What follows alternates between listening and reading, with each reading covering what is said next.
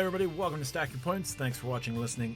And this is the Friday Q&A segment. So your questions, we answer them, sometimes up to an hour, sometimes it creates its own episode in and of itself. So if you have questions, always feel free to drop them on the YouTube channel or email us at stackyourpoints@gmail.com. But we hope you enjoy this week's Q&A session. Thanks for watching and listening. All right, we're going to jump into our viewer questions for the week, and our first question comes from YouTube. Comes from user double animal fries, obviously a fan of In-N-Out, and they ask, question for you guys to consider for the future. How do you evolve your credit card strategy over time? Maybe you realize you picked the wrong ecosystem or partners from the get-go. Maybe you started cashback but want to go travel or vice versa. Maybe life changes and therefore amount or type of spend or location, those partners, change. How do you reassess this on an ongoing basis? And how do you make a pivot? Thanks for considering. Y'all are great. First of all, thank you so much for the question and your kind words at the end. Tariq, let's have you start off on the answer for this one. So, listening to the question, it had me think about when I actually did a pivot. Because when I first started, I know I've said this probably in multiple episodes already, but I was cashback first. And once I realized I was redeeming cashback for hotel stays, so on and so forth, blah, blah, blah, blah, blah, I was like, okay, cool. There's an easy way to do this. Let me do points. When I initially picked my partners, thank you, Lonnie, for that great term, I realized that I was deep. I had to get involved with Chase. So the biggest thing for my pivot was I was well over Matt's favorite marketing term, and I had to wait like 8 months. And it was just regular spend as normal until I can get under that number to apply for Chase Ultimate Reward Points earning cards. So at least for me, when I'm looking at how I had to do that pivot, was one, assessing where I was wanting to go, which is just pressing pause, and whether it be just keeping spend normal, not making any drastic changes until I can get a game plan to determine what my partners are going to be, whether they are changing, dropping, however it's going to be, and whether those partners are in the same bank ecosystem or a different bank ecosystem, because I went from Southwest and Marriott to United and Hyatt. Fortunately for me, that was just pivoting. That was still staying in Chase's ecosystem, so I was still able to earn UR points. If I were to go to change from Hyatt to Hilton, that would be, okay, cool, having a pause, look and see how I'm going to do Amex, and if I'm going to try to maximize sign-up bonuses going in the Amex ladder because of the family language, green, gold, platinum, and then so on and so forth. So for me, it's just a matter of pause and patience, and then taking the action once I kind of get the game plan going. Certainly makes sense. Lonnie, you're not someone who's known to have changed strategy, but maybe that's because you had changed strategy before you got into all of this. So I actually like this question. I like this question a lot because I've actually lived it multiple times. And you are correct. Like, most people would think that I have not changed my strategy. And that would be a lie if I were to say that I have changed my strategy. But I will also caveat that I've evolved my strategy more than I've actually changed it. So I've kind of grown.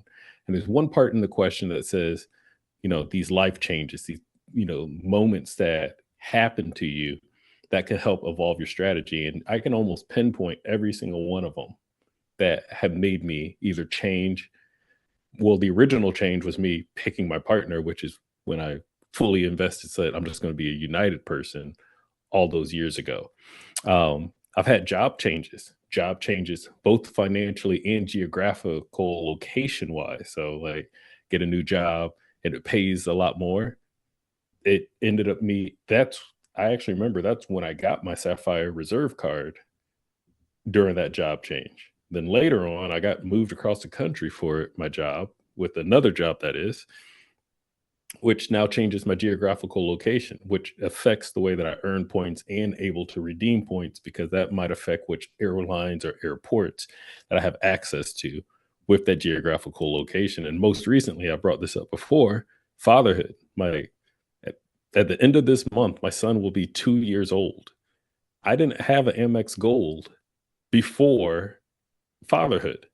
And now I have an Amex Gold and an Amex Platinum, which means I've evolved those around my strategy. And then I've gotten this question before of, why do I have Amex if I'm so invested in United, I'm so invested in Chase?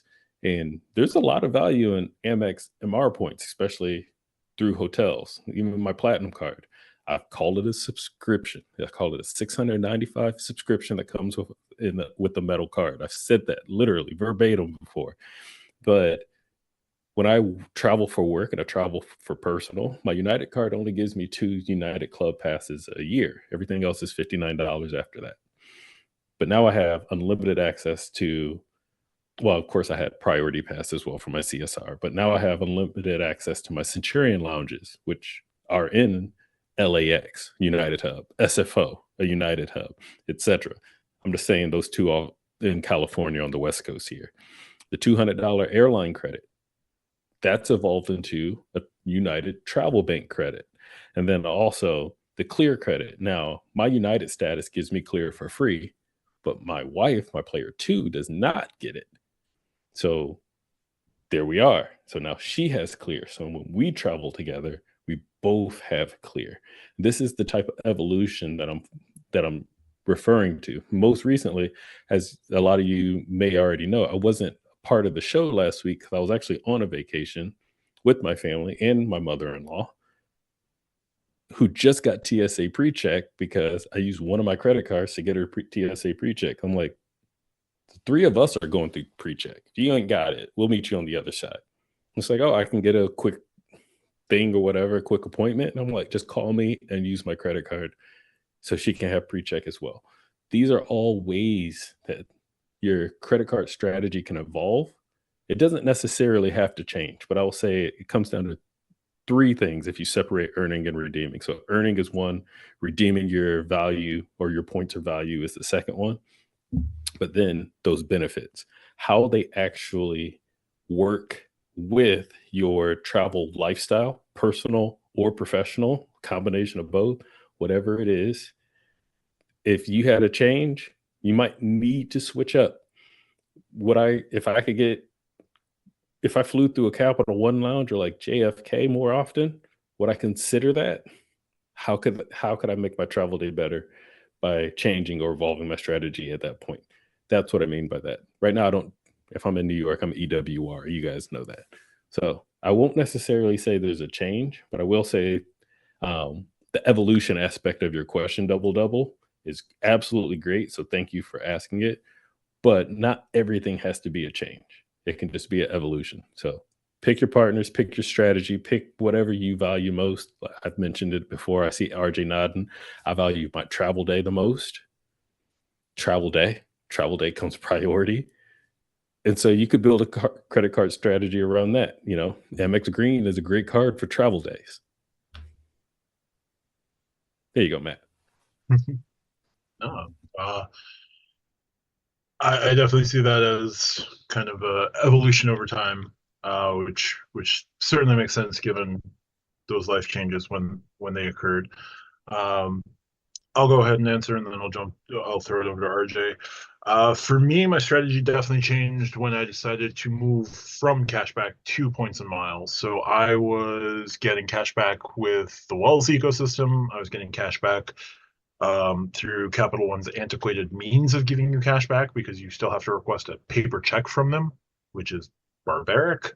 I was getting cash back on every Apple Card purchase that I made. And then when I made the switch to starting to accumulate points and miles, I applied for the Chase Sapphire Reserve. It was the travel credit card that seemed to make the most sense for me, especially since it had elevated categories for, if I'm going to travel, I want to get more points for all my travel related purchases. Then Wells Fargo threw a bit of a curveball by adding transfer partners, so that just became fortuitous for me to add more Wells Fargo cards, in addition to the Chase cards that I've been adding or avoiding. And so for me, that strategy has changed in the last 2 years.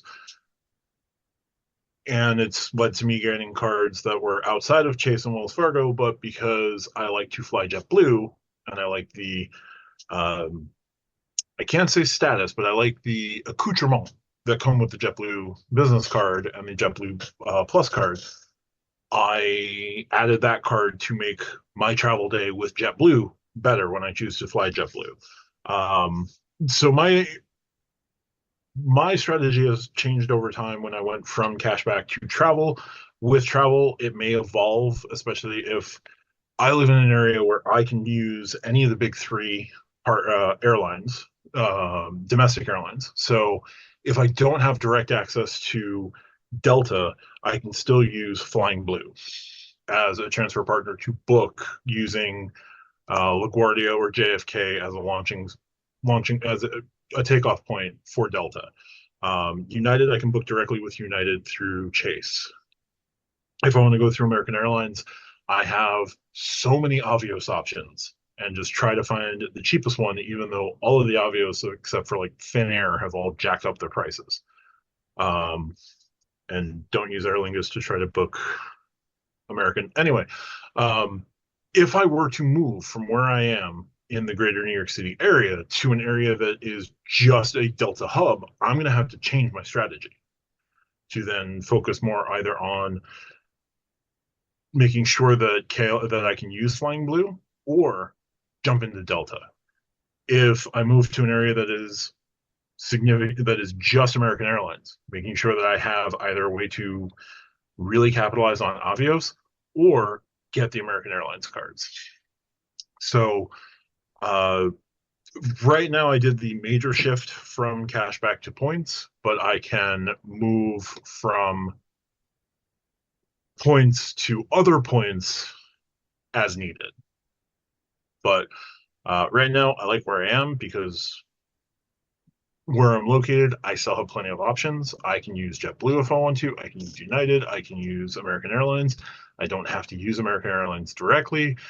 I don't have to use Delta directly, but I can still book with a high degree of confidence American Airlines and Delta if needed.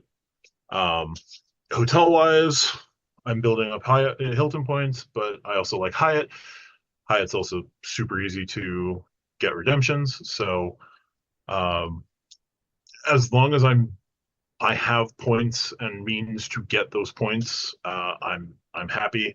And if I needed to make changes, I can definitely make those changes as required. RJ, your thoughts on this question? So I think there's a couple of things that I want to bring up. The first thing I think is you need to be honest with yourself, right? If you're looking at the credit card world and you're like, I need a lounge in, Spain because I want to do a ton of traveling in Europe, and you don't have a passport, and no, Matt, I'm not picking on you. I'm just sort of, I'm riffing. I promise I'm not picking on you. But sure. I swear. I'll pivot, I promise.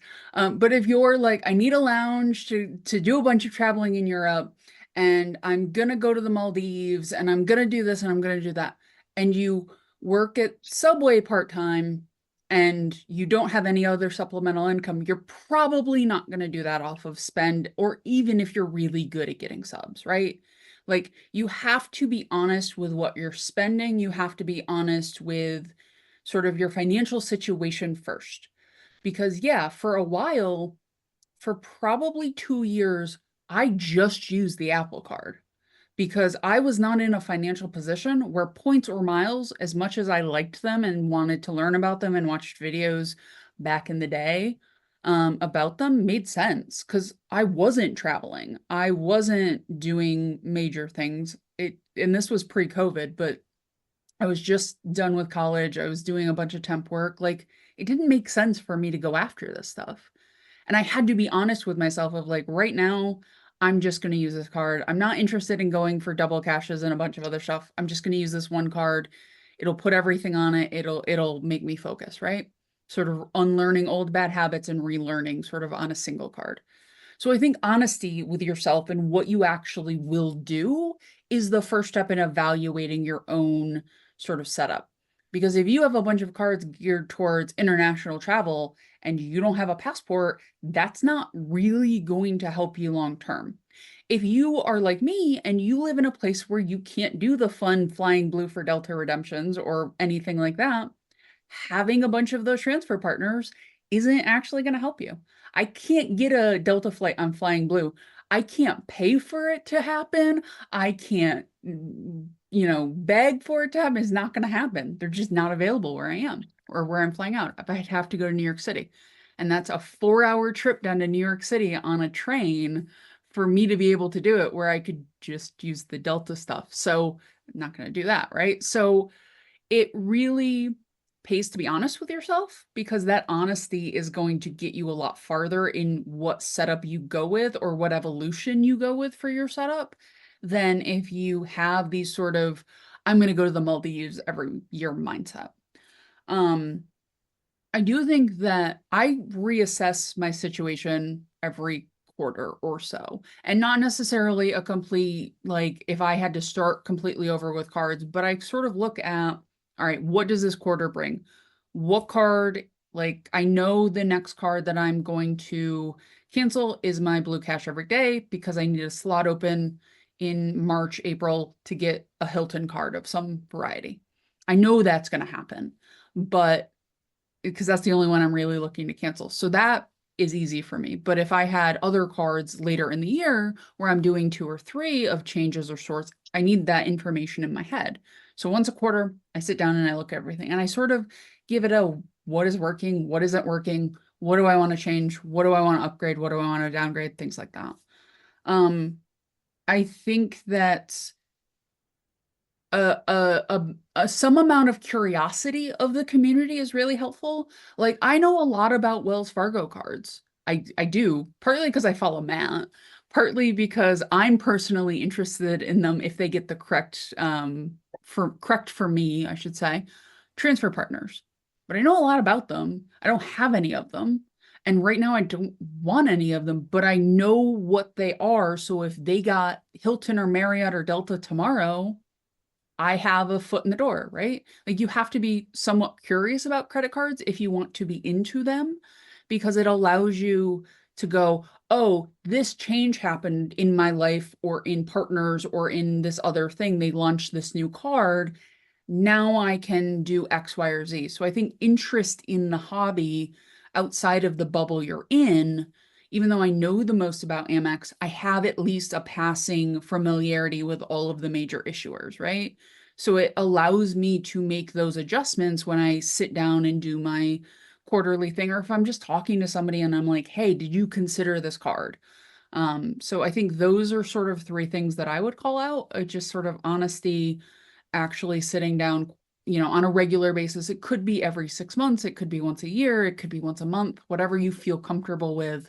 And then just sort of having a curiosity to go and just to learn about a card that you might not like, or an ecosystem that you might not have typically considered, because that is at least going to broaden your knowledge base so you can make those adjustments when you sit down and take a look at everything.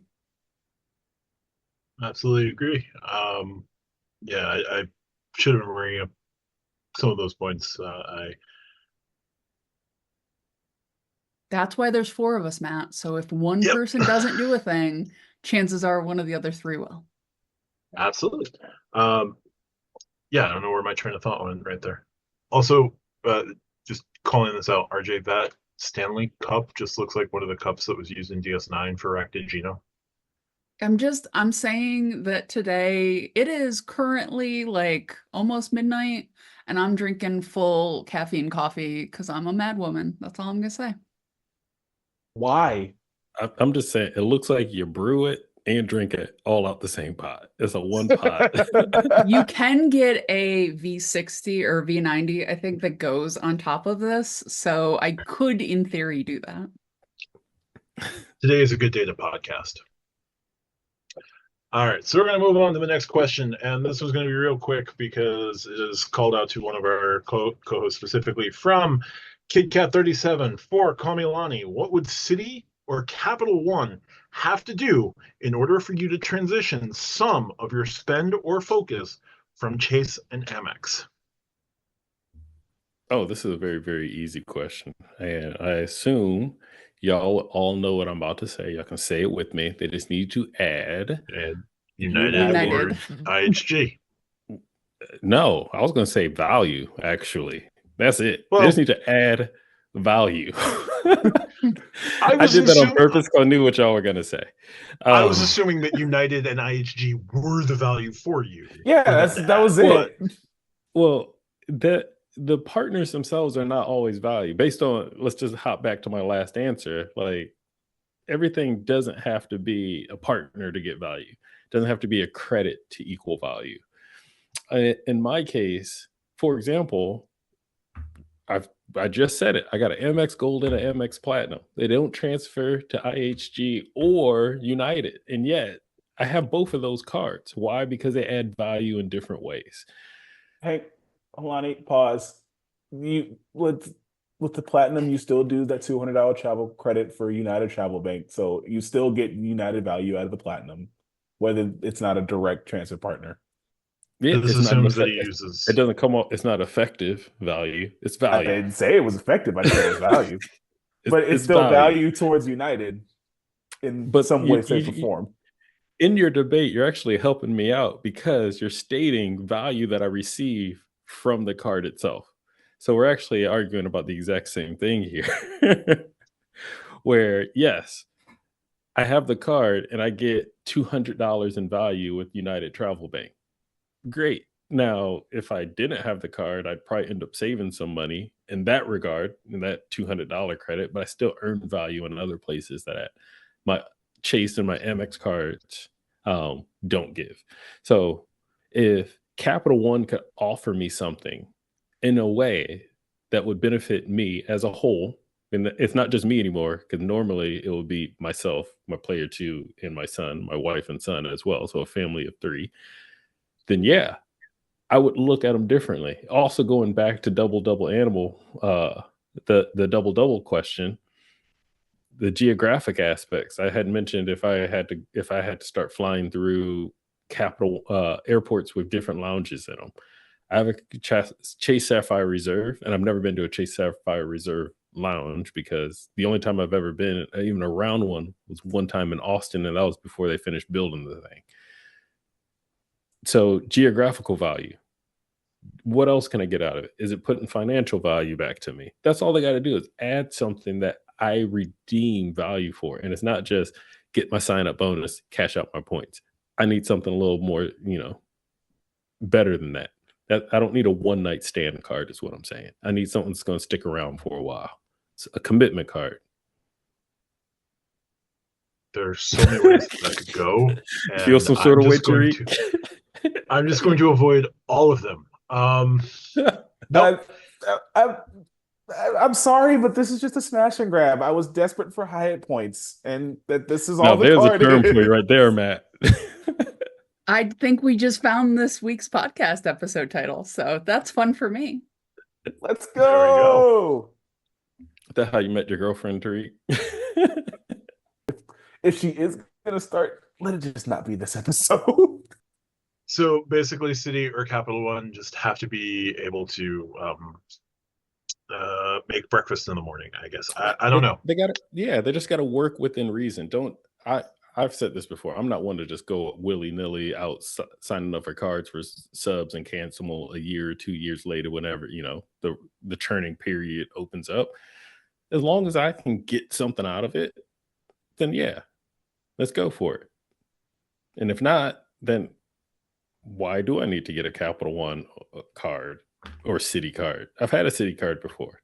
Don't have one anymore. Why? Didn't work out. I would say most don't, but I'm certain it's a zombie card that they're still kicking around. So, I don't think we have to beat this horse any further. Let's move on to the next question. And this one's going to come from Keith. Kind of keeping to a theme that has been asked before, do you think the consumer green card is going to be refreshed this year? If so, what would you like seen changed from this underrated card? I believe we've all said to the question, is it going to be refreshed this year? Probably. If so, what would you want to be seen? What would you like seen change from this underrated card? Honestly, the green card is kind of a perfect travel card. Honestly, it's got travel, it's got transit. The only thing travel related that it's missing is gas. It's also got restaurants. So I think a 3x gas multiplier on that card would go far, gas and EV. That's really it. Like, I don't particularly care for the Lounge Buddy credit, but I can see how that adds some value to the card. The clear credit, I don't necessarily would get value out of, but I can see how it can be valuable for people. It's still a card that, I'd be paying $150 for the privilege of getting membership reward points when I can get a card when I have a card that does virtually 99% of what this card does for no annual fee. But we'll throw it to RJ. And RJ, what would you like to see changed from this card? So the first thing I will say, and I was going to rebut this, there is a difference between Wells points and MR points. So let's not compare annual fee to no annual fee when you're getting different currencies. My currency's still worth 1 cent per point if I want to. Yeah, but cashing out, I think, is a cop-out. Anyway, sorry, cashing out is a cop-out. Matt, are you okay? It sounds like you're being picked on today. All I'll say is I can cash it out and buy Hilton points for half a cent per point and still come out pretty good. That's like, I'm not saying that like you can't. I'm saying if you have a travel card and you're using it for cashing out, unless you're using it to pay a debt that you would otherwise get interest on, it is a cop-out. And that's not just for you. You two. That's let's save it for the cent per point doesn't matter in equation. Look, we need to get the subscriber numbers up because that cent per point debate is going to be fun and just wait until we can get those member specials out. Might even cuss a little bit. It'll be fun. Oh Lord, yeah. So back to you, RJ. Sorry for interrupting. It's okay. I agree with Matt. I'm going to be nice. I agree with Matt that gas and EV is the easy one. I would even take dining off and put gas and EV on if you want to stick to 3x for 3 categories, because you have a card in the gold that is the food card, and I think it just makes sense. Let me rephrase that. The way Amex does things, I think it makes sense to take dining off and put gas and EV on. I would take the clear credit off because I hate clear. But that's more of a personal and moral stance on who has my biometrics that I have willingly given them. Looking at it, I would rather have pre-check because I'm not seeing on the site off of the top of my head pre-check or global entry. I think that makes more sense for people if you're going to build this as sort of the mini platinum to have a pre-check on there instead of clear. It's also cheaper. Because it's $199 now for clear, and it's like $100 for TSA global entry and pre-check. So I think that would be nice. I was talking to KitKat in the server, and I know other people have had this idea. I think it should have 2 days of Centurion access, because what that does is for 1 flight a year, you get to live, quote, the good life, right? And if you can, quote, live the good life for 1 flight a year, assuming you're somebody who takes at least 2 flights a year, that second flight that you take is going to suck a little bit. And it might not suck completely, but there's going to be that moment where you're in an airport and you want to get a drink, or you want to sit down and chill, or your flight is delayed and you got to sit with everybody else. And once you have some lounge access, that feels different. Now, is it truly fundamentally like gonna change your life? Maybe, maybe not, depending on who you are as a person. But I think it gives you that little bit of a nibble towards why you would get a platinum, which is a subscription, right? It is a lifestyle subscription, a travel subscription. So I think it incentivizes people to get the platinum.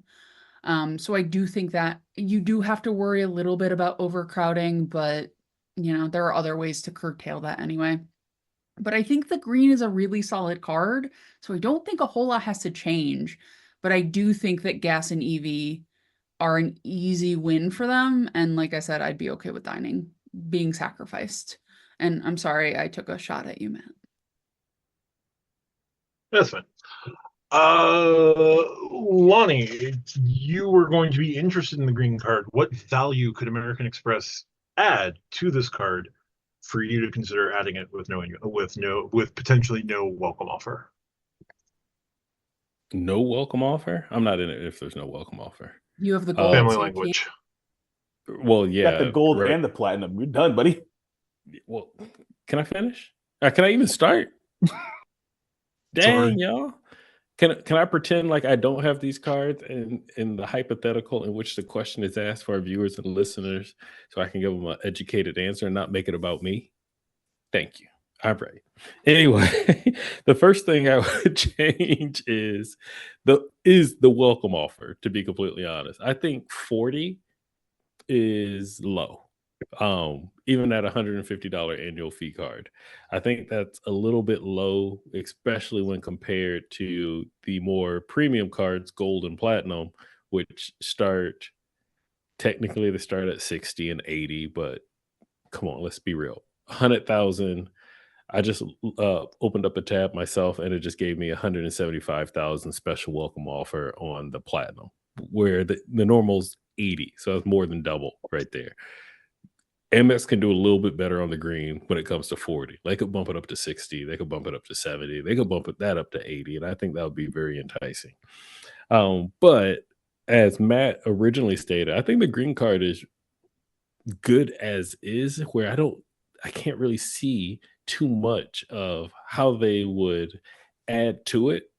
I think any changes that they would put to it would actually end up hindering it, would actually take value away from it. Now, the clear credit that RJ had just mentioned, I do think is important because it is a great earner card when it comes to dining, transit, and travel. I think it is spot on. Like, take everything else out of it. Let's just talk about how you earn points. I mean, there's 3 points per dollar, MR points, that is.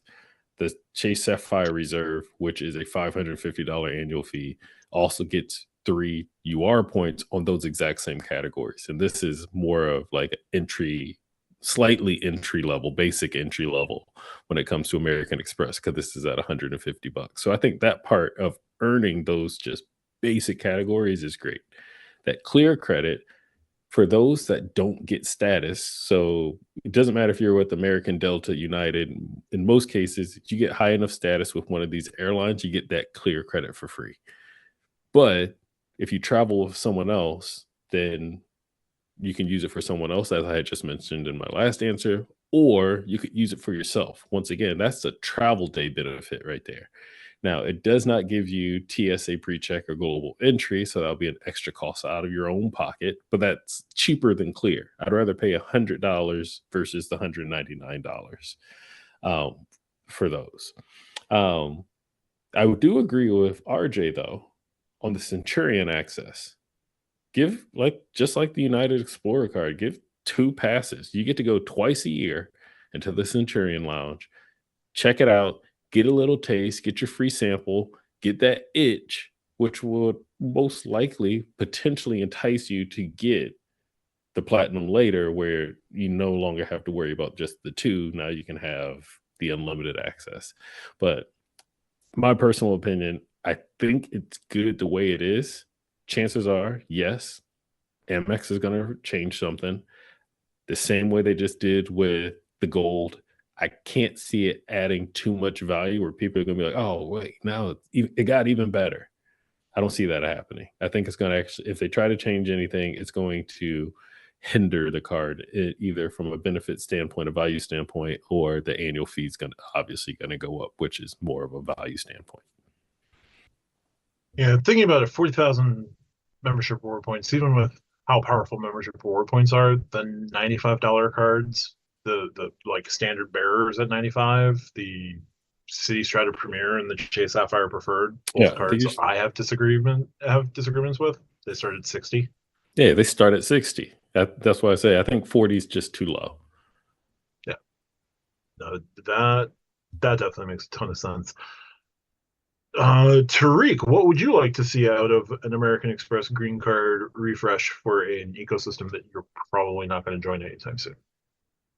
It's a long-term thought. It's something I've considered.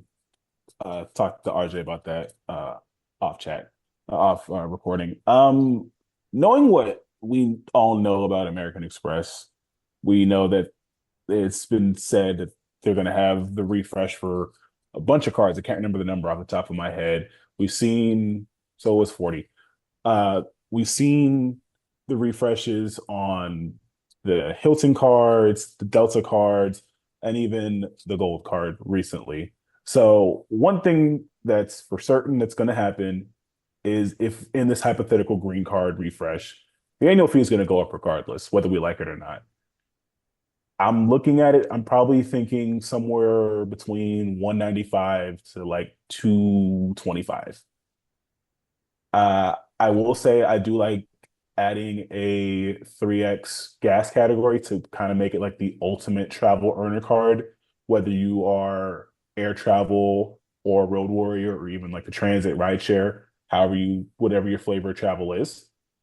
I think with the Centurion Lounge overcrowding issue and what Amex has done to try to mitigate that, I feel like the club passes, or the club passes, the Centurion Lounge passes wouldn't necessarily work because of the overcrowding. Like I feel like they would essentially turn away those green card holders that have the passes to make way for platinum card holders, Delta Reserve card holders, or the rare Centurion card holders who just bypass everybody. Um, I think with an increased annual fee, they're going to increase the credits, just like we know with American Express how they are. So I can see them keeping the Lounge Buddy credit, keeping the Clear credit, and also adding the TSA PreCheck Global Entry credit to kind of justify and to go back to conversations earlier and the community, it kind of helps with the effective annual fee in that, whether despite everyone's the general consensus thought process on it, but it kind of helps sell it. Let's be honest, I'm pretty sure all the credit card marketing companies, they watch YouTube, they watch the channel, so they see that, they see it works, so it could help. So I think everything that is said sans the Centurion Lounge passes just because of the overcrowding that we've seen in recent times, or at least it's been discussed. I see that all happening and then increasing the annual fee to like 195 to 225. And boom, there's your green card. Can I go off on a tangent real quick? Well, I got a can tangent right behind you. Can I Go real for it. quick is the key, and I don't know about that Oh part, but Lord, tangent. I poked the wasp nest. Let's hear No, it. no, no. It actually wasn't about that. Well, sort of. I think that about 200 is going to be the annual fee. But I also think that clears a path for Amex to have a second set, sort of like the everyday cards. If they do a refresh there, that makes sense. They're giving themselves like a $200 sort of headroom to do that. Because right now you have the everyday and the everyday preferred, which I personally think are two of the weakest cards for Amex. Yes, if you don't want an annual fee or you want a $95 annual fee, you can get them. Their multipliers are not particularly strong overall. But I think if you're going to do something big there, you can nudge the green up a little bit to have that $200. You can put one at, 0, stay at 100-ish, go to 150-ish, and you could have a more complementary lineup. Now, am I saying Amex is going to do that? I don't know, but I do think that if you nudge the green up a little bit, you can have 2 or 3 cards that are not the charge cards, sort of not the classic Amex cards, that makes a lot of sense because they've got to do something with the everyday and the everyday preferred because they hurt me and they need to do something there. I will not. Those are two cards for Amex that even I can't defend. They're not good. They need to yell at those cards. I would also add, now this is not specific to green, but can we finally combine or pool points with another household member? Now, as far as I know, you can't do that with MR points. If you can, I am sorry I brought it up. But I know I can do it with United. I know I can do it with Chase. But like my wife, we can't combine MR points. I've reached out to Amex about this before. They said within the account, yes, but across accounts, no. That is weirdly weak, especially since you guys are in the same household. Like Chase, you have to establish that you're in the same household, but you can do it once you have that like 5 to 10 minute phone call. Yep. And the problem is that if you're transferring points out, it has to be a transfer in your name. So if like I'm going to Hilton and somebody else in my household is going to Hilton, we have to do separate Hilton accounts and then combine them. So it can take a minute to do. I agree with Lonnie. I would like that. Yeah.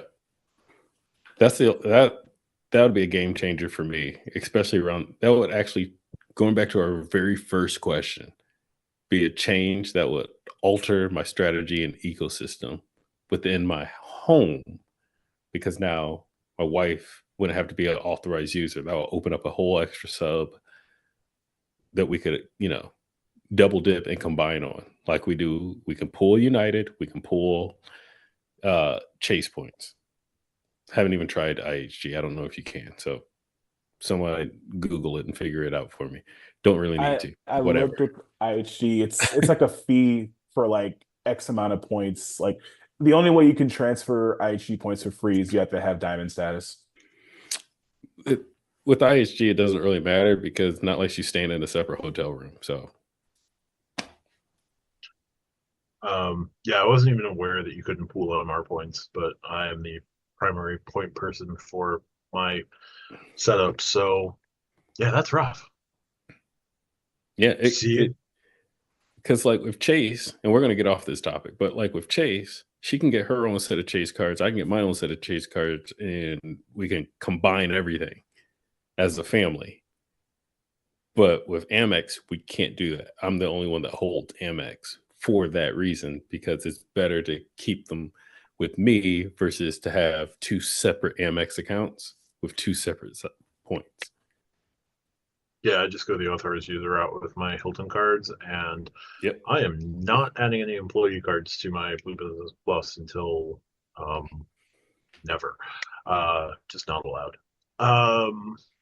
Yeah, so Amex, join the 21st century. Other ecosystems that need to would be Hyatt as well, because faxing a form is stupid. Sorry, my own tangent there. We're going to do our last question here. This is coming from SpaethCo. And SpaethCo asks, inspired by a bit of self-reflection as I'm looking over the US Bancorp wealth management stuff, SpaethCo is doing this in preparation for the recently announced but hasn't officially launched US Bank Smartly Cash Rewards card, the up to 4% cash back on everything card, assuming you hold $100,000 in assets with US Bank. What's the most ridiculous amount of effort you've ever expended in pursuit of getting a credit card, i.e. joining credit unions, getting a card for a year on a hopes of a product change, et cetera, et cetera? So is there any card that you've gone to extreme lengths in order to get the card? And we'll start with Tariq. Maybe it's just because I'm still so new in the game.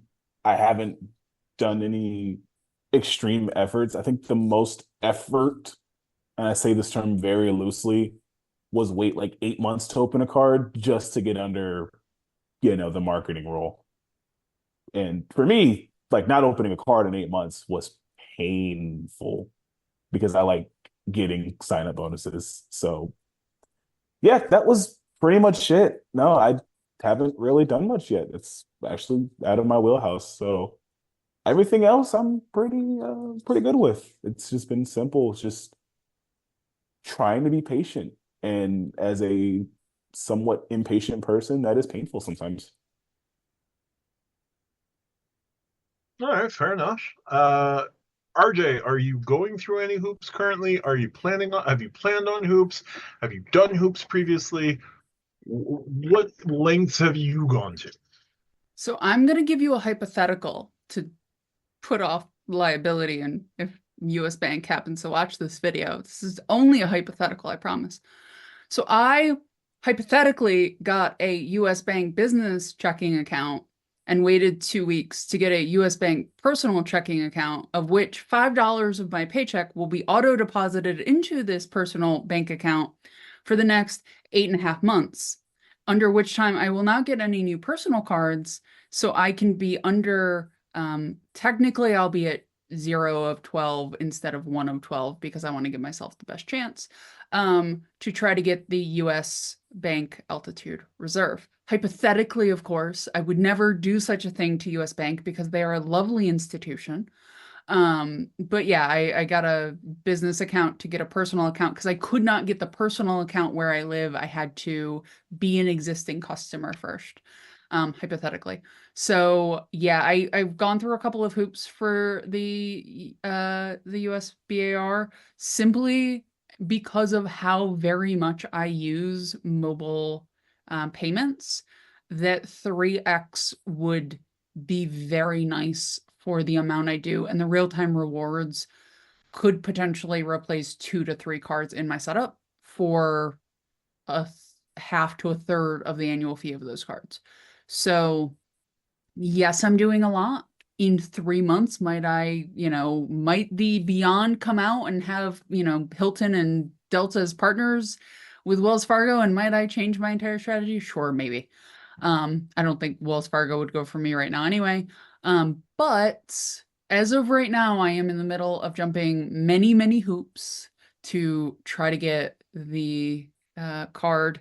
Hypothetically, of course, because I would never do such a thing. I love US Bank and I want them. They are technically my secondary bank right now because I use Amex as my primary checking, and sometimes you just need a Visa debit card to do things. So I do actually use them a little bit more than I planned simply because of that. Anybody who is crazy enough, hypothetically, to do this hypothetical situation in order to get this card, I really hope that this hypothetical person gets this card doing this hypothetical situation, because that is a lot of hypothetical hoops to hypothetically jump through. I'm just saying that in a few months, if I make a video on either my personal channel or this podcast saying that US Bank is dead to me, you all hypothetically know why. Let me just officially go with US Bank. You can open some branches in New York and allow New Yorkers to open personal checking accounts. It wouldn't kill you. You can be Minnesota nice to us the entire time. We're New Yorkers. We can handle this. Grow up. One other thing I will say, I wonder if in this hypothetical situation, would, in order for a certain New Yorker to get a personal checking account with US Bank, if they had to swear their allegiance and become a Vikings fan, if that hypothetical person would get a hypothetical checking account for that reason? Hypothetically, Aaron Jones were I runs have fast. to become a Vikings fan for a single season, and I could not have to have the purple physically touch my skin, I would hypothetically, potentially, don't ask me questions. Oh no, then they can go all the way. Hypothetically, wear a Vikings jersey and hypothetically go into a branch and say skull. We don't have to worry about this. Let's jump over to Lonnie. Lonnie, have you gone to any extreme lengths in order to secure a credit card or beef up your ability to get a credit card? Have you done anything that would be close to these hypotheticals that if anybody decided to do a hypothetical drinking game, they'd be drunk right now? No, and I'm not going to say that H word. I'm kind of tired of it at this point. But Totally fair. the most extreme thing I've done is put in an application. I haven't had to jump through any hoops or ladders or anything like that to get any of my cards. I'm in the rare group of I've never been denied for a card. The closest thing was my IHG Premier, my most recent card that I got back in July. But I applied for it on 4th of July like an idiot, trying to get the approval and for them to send me my number. So I had to make a phone call, but I got approved for the card and above 524 at the same time. So unfortunately, I don't have a story I can share. Nope, that's fine. For me, the most I've done was I decided to open the Chase business checking account, but that was because I was planning to apply for the Chase Cash card with their current 10% bonus for being a Chase business checking account holder. So this was one step that I took to then apply for the InCash when I knew that I would be in a position to be approved for the InCash. When the first time I applied, I was going a little too fast on the gas there, but got approved for the InCash, so I'll be getting that 10% retention bonus sometime next year. So in terms of extreme length, that's the most I've done. I've never joined a credit union to get a credit card. I've never done anything in which I opened an account that I shouldn't have been able to open in my home state that I still did because, well, grow up, US Bank. You're a top 10 bank in terms of assets under management. You can be everywhere. Just going to put that out there. So that's going to do it for questions for this week. If you want to leave us a question, you drop them in the YouTube comments. If you want to email us a question, email us at stackyourpoints@gmail.com or join our Stack Your Points Discord server, in which you can leave questions in the podcast question section.